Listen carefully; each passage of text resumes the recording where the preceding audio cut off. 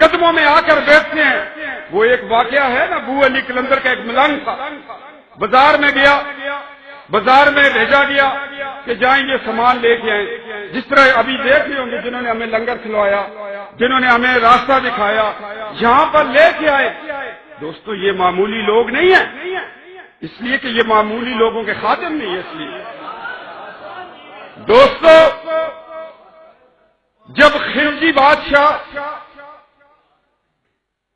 کے گورنر کی سواری جا رہی تھی، باملازہ ہوشیار ایک ملنگ تھا، بھی سالک آباد کا کوئی ہو نا، وہ حسن عبدال میں کھڑا ہو، اس کو کیا لگے گورنر ہے یا وزیر اعظم ہے، یا اس کا تو وزیر اعظم یہاں بیٹھا ہوا ہے، اس کا تو صدر یہاں بیٹھا ہوا ہے. وہ تو کہے گا ادھر پیٹ دو، جہاں کی طرف پیٹ کر کے پھر. جب وہ غلام جا رہا تھا ہاتھی کے اوپر، اس بندے نے چابک ماری، لگی چابک. پرانے زمانے میں ٹانگے چلتے تھے حسن عبدال سے، وہ چابک ہوتی تھی.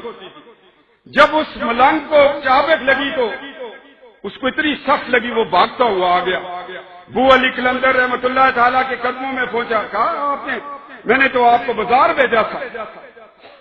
کہا جی کیا بازار بھیجا تھا؟ گورنر کی سواری جا رہی تھی، یہ دیکھے چابک ماری ہے، لاٹ پڑ گئی. تو اسی وقت حضرت نے ایک خط لکھا. جب وہ خلجی کے دربار میں پیش ہوا تو جناب خلجی نے جوتی نہ پہنی، وہ بھاگتا ہوا پہنچا. اس میں لکھا، کیا لکھا تھا؟ حضرت علامہ اقبال فرماتے ہیں لکھا تھا، بازداری عاملے بدگہرے، بازداری عاملے بدگہرے، ورنہ بخش ملک تو بادیگرے.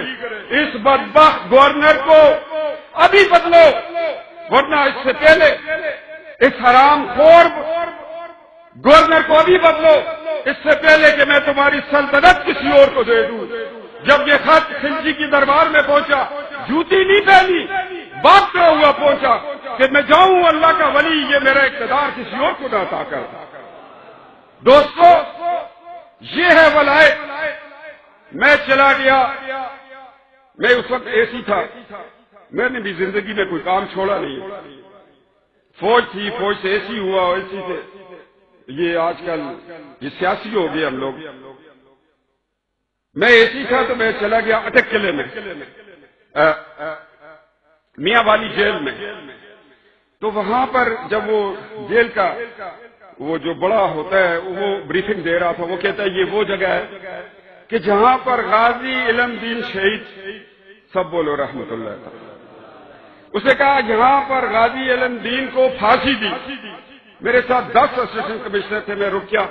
میں نے کہا سپرڈینٹ صاحب اپنے الفاظ ریپیٹ کریں میرے ساتھ، اس سے پہلے کہ آپ کا ایمان ضائع ہو جائے. کہتا جی کیا مطلب ہے؟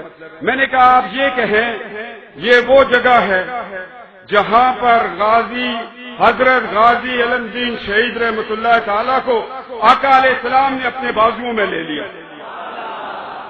میں نے کہا میں نے نہیں بریفنگ لینی، اٹھو. میں کہا پھانسی گھاٹ پر لے چلو ہمیں. وہ بندہ پریشان ہوا، لے گیا.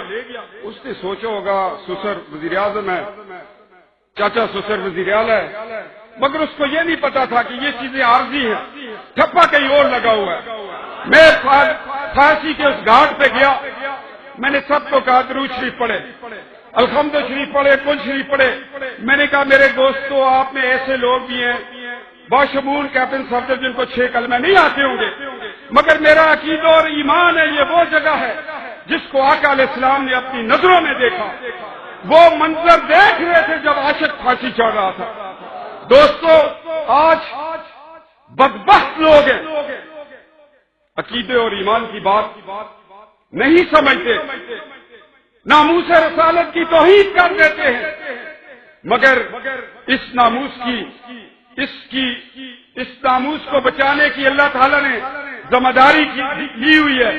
اللہ تعالیٰ نے کہا نا اے محبوب میں نے آپ کا ذکر بلند کیا، تو آج سردی میں کس لیے بیٹھے ہوئے؟ اللہ کا حکم ہے کہ اس کے محبوب کا ان کے ہاتھوں سے فیض جاری ہے اور ذکر بلند ہے.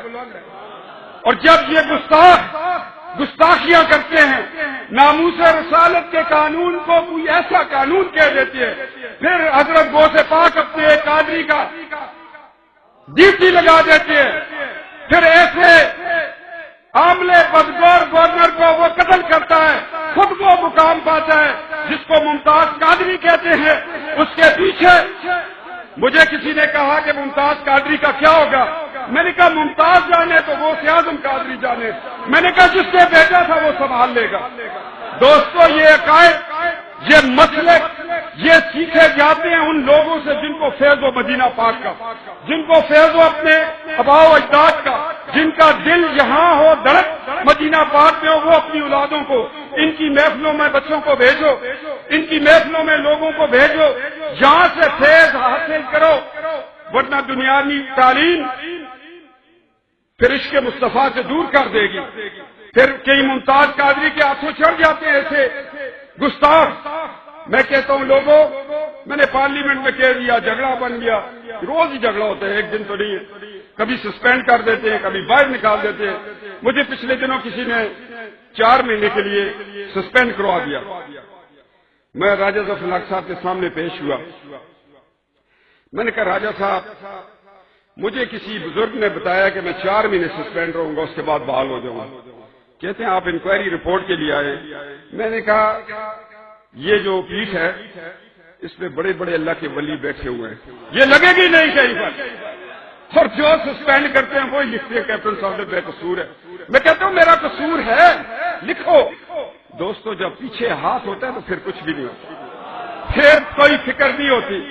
تو میں زیادہ لمبا پروگرام چلے گا، میں ایک تڑپ تھی اور بلانے والوں نے بلایا تو میں نے سوچا کہ میں یہاں 4 باتیں بھی کروں۔ ہم 86 لوگ ہیں، ان پڑھ سے لوگ ہیں، کوئی پتہ سرا نہیں ہوتا، اگر کوئی غلطی ہو تو اس کی بھی معافی چاہتا ہوں، مگر آپ خوش قسمت لوگ ہیں، اور یہ میرا ایمان ہے کہ اس محفل کو آج مدینہ پاک میں نبی پاک صلی اللہ علیہ وسلم دیکھ رہے ہوں گے، اس کو سن رہے ہوں گے، اور یہ ہمارے عقائد ہیں، یہ ہمارا مسلک ہے کہ جہاں بھی حضور آقا علیہ السلام پہ درود پڑھا جاتا ہے، جن کا عقیدہ یہ ہو کہ وہ سنتے ہیں، ان کے اپنے کان مبارک سے سنتے ہیں، جن کا عقیدہ یہ ہے فرشتے پہنچاتے ہیں، ان کا فرشتے پہنچاتے ہوں۔ میں گنبد خضرا پہ کھڑا تھا، میں نے ایک بندے سے پوچھا، میں نے کہا مجھے یہ بتاؤ، آپ کہتے ہو کہ گنبد خضرا پہ کھڑے ہو تو حضور سنتے ہیں، میں نے کہا ایک حد بتا دو کہ اس حد تک سنتے ہیں، کوئی حد ہے؟ اس پہاڑی کے پیچھے تک سنتے ہیں؟ کہتا جی حد تو کوئی نہیں ہے۔ میں نے کہا اس کا مطلب ہے کہ پوری دنیا جہاں اللہ کی خدائی ہے، جہاں پر اس کی مخلوق ہے، جہاں اللہ کی تعریف ہو رہی ہے، وہی نبی پاک صلی اللہ علیہ وسلم اپنے محب لوگوں کا درود خود سنتے ہیں اور خود جواب دیتے ہیں۔ میں نے کہا یہ تو عقیدے کی بات ہے۔ اب محبت تھی، طلب تھی، میں لاہور تک سوچ رہا تھا کیسے جاؤں گا، کھینچ لیا نا، ہاتھ رکھ دیتے ہوتے ہیں۔ دوستوں اس پہ پریشان نہ ہونا، خوش قسمتی اپنے بچوں کو یہ عقیدے سنا دو، یہ مسلک کی تعلیم دو۔ میں کہتا ہوں میں 8 سال جلا وطن رہا، میرے پاس کیا تھا نواز شریف صاحب کو کچھ دینے کے لیے؟ قید میں ڈالا، قید ہو گئے، جلا وطن کیا، جلا وطن ہو گئے۔ مگر میں یہ آپ کو بتاؤں کہ پرانے مدینہ پاک کے لوگ اس مسلک کے، ان کو کہاں شاہ محمد احمد رضا خان نے تربیت دی ہے؟ کیا وہ بریلی سے پڑھ کے گئے ہیں؟ بریلی شریف سے نہیں پڑھے۔ ایک گورنر کرنل تھے، میں ان کے گھر بیٹھا ہوا تھا، جدہ میں ان کا گھر ہے، وہ الیاس قبیلے سے، الیاس قبیلہ سے۔ وہ مجھے کہتے ہیں کہ ہمارا وہ قبیلہ ہے جس کا ذکر قرآن پاک میں بھی ہے۔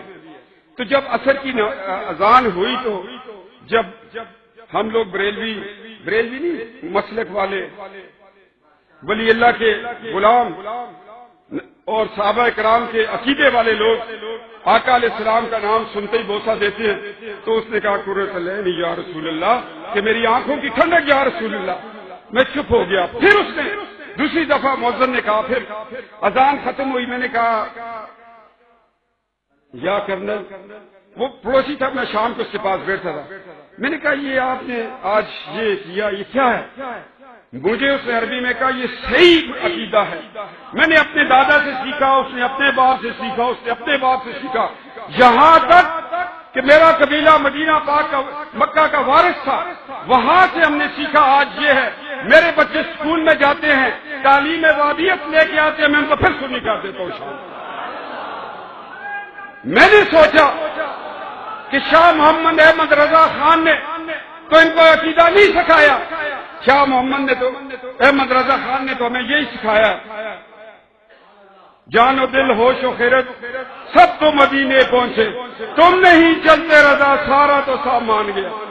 اعلیٰ حضرت نے تو یہی سکھایا ہے نا، مگر اس عربی کو کس نے سکھایا جو صدیوں سے یہ چلا آ رہا ہے؟ میں اس کو کہا، میں نے کہا ہمارے ملک میں دو فرقے، ایک چومنے دیتا ہے ایک نہیں چومنے دیتا، اس نے کہا جو چومنے دیتا ہے وہ صحیح ہمارا عقیدہ۔